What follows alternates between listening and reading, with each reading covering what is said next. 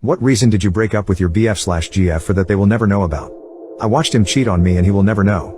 We lived in the same city and had been dating for about 10 months. The last couple of months his passive-aggressive manipulations had begun to come a bit more transparent, but I was young, and convinced I could fix everything. On a Friday when we had plans, he called to say a friend at work had been fired, and he was going to go out with him to help cheer him up.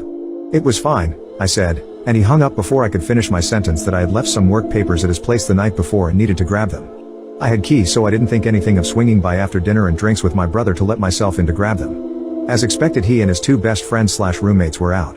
What was not expected was when I was in a little office adjoining his bedroom gathering my papers, the apartment door opened and a lot of giggling ensued. I kept quiet as I assumed one of his friends was getting lucky and I didn't want to interrupt.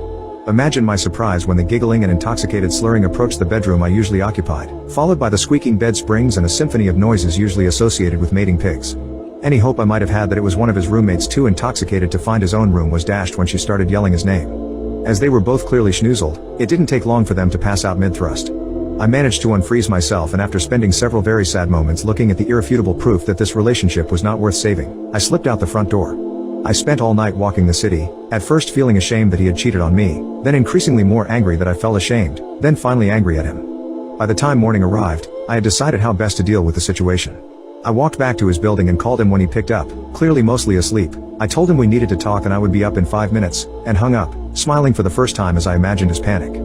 5 minutes later, sitting in his living room, I simply said I felt we weren't working out, that I was not as happy as I suspected I could be, and that while our relationship used to be exciting, it was feeling more like a chore. I wished him the best and was walking out the door before he managed to pick his jaw off the floor. On a hunch, I went out the back door and was pleased, if not surprised, to find his half-dressed companion crouching out on the fire escape. What followed was weeks of pleading, denial and desperation on his part. When I was unyielding, he began to be suspicious. Did I know about his indiscretion? He, of course, couldn't ask me, in case I didn't know, so he started lashing out at all of his friends and coworkers who had been there that night, accusing them of telling me. And in this manner, they all learned of his infidelity. It caused, I later found, some major rifts between him and his friends, as they all liked me, and led to him being let go at work for increasingly erratic behavior and causing hostility with his coworkers.